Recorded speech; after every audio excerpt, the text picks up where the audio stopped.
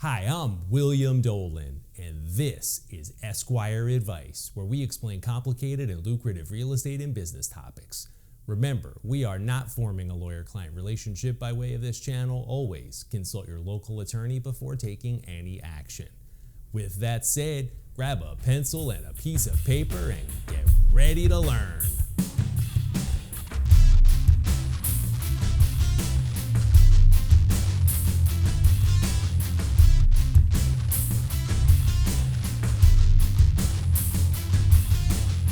Welcome to our episode on right of first refusals. But before we get started, please kindly hit those like and subscribe buttons so we can keep bringing you valuable and profitable content. Let's tackle this topic key concept style. The first key concept is the definition of a right of first refusal. Black's Law Dictionary defines it as a contract clause that provides a party the right to be the first to be entitled to accept an offer before others are so offered or entitled to accept. Although I think this is a pretty good definition, we will still flesh it out through our other key concepts in this video. The second key concept is when and for what right of first refusals are used. They can be used for any kind of property. This could be a business, stock, limited liability company interests, real estate, really any kind of property.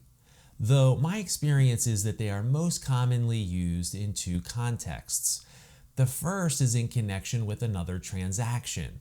For example, when someone buys a business but either cannot afford to buy the real estate where the business operates, or the seller of the business is not ready to sell the real estate yet, sometimes the parties will agree to enter into a right of first refusal for the buyer of the business to have the right to purchase the real estate when the seller is ready to sell.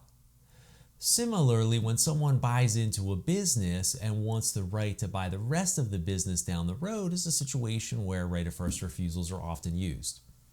The other context in which right of first refusals are popular are standalone real estate transactions. This is a real estate investing strategy, in fact. For instance, one such strategy is to find the last strip of residential homes in a commercial area and pay the seller some amount like $500 for a right of first refusal for that person to buy the property. Then down the road, when a large developer starts acquiring these properties, they will need you, if you're that buyer, to consent to the purchase because you have a right. To get your consent, presumably you would want the developer to pay you some money to release those rights. The third key concept is rights versus obligations. Although this has been implicit in what we've discussed so far, I want to be sure this is crystal clear. If you are the party receiving the benefit of the right of first refusal, you will have the option or the right to purchase, but not the obligation to purchase such property like you would under an agreement of sale or a purchase and sale agreement. The seller, on the other hand, will have an obligation to sell to you based on whatever criteria is agreed upon in that right of first refusal. As a practice pointer, you want to be sure that your right of first refusal document describes your rights and obligations in this manner. I have seen some sloppy agreements that put unnecessary burdens on would-be buyer optionees.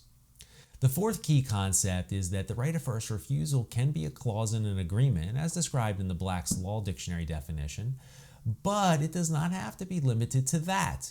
It could also be a standalone agreement as well.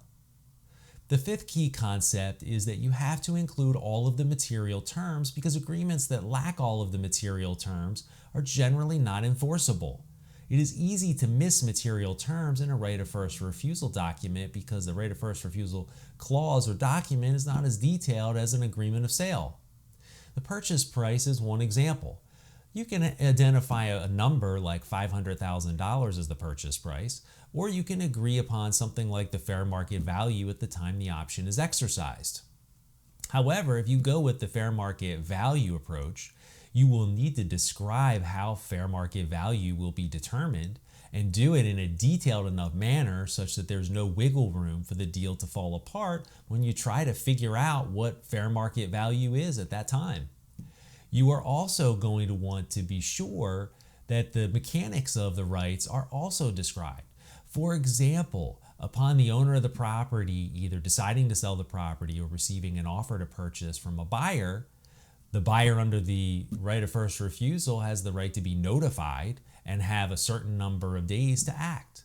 Upon deciding to act, that triggers the next term, which could be something as simple as closing within a certain number of days, or it could trigger a series of next steps like an appraisal, inspection periods, searches, and other due diligence, which that would all need to be described too. The sixth key concept is consideration. In many jurisdictions, agreements are not enforceable without consideration. That means you need to pay something for the option or the right of first refusal. A mere peppercorn is enough, as the old legal saying goes. So you could pay $100 or even $10, but most likely to tie up someone's property, you will need to pay them more than that. If the right of first refusal is a clause in another agreement, most likely the consideration is already satisfied with the consideration of the underlying transaction. The seventh concept is duration. This one is a bit esoteric, but bear with me for just a moment. Agreements that go on forever, and even some with a shorter duration than forever, can be unenforceable based on what is called the rule against perpetuities. If you state that you have a right to purchase the property for a particular price with no term, it is indefinite, that is forever and potentially unenforceable. Therefore, you will need to state that you must exercise your option in some specified time frame, like within 2 years or 5 years of the date of the agreement. The eighth concept is recording. If it is a business deal, that may not be possible or practical, but if it's a real estate transaction, you want the right of first refusal recorded in the applicable recorder's office if you're on the buyer side, because you do not want the seller to sell the property out from under you.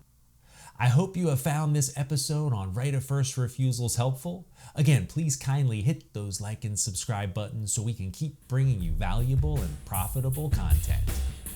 With that said, thanks for watching, and I'll see you next time.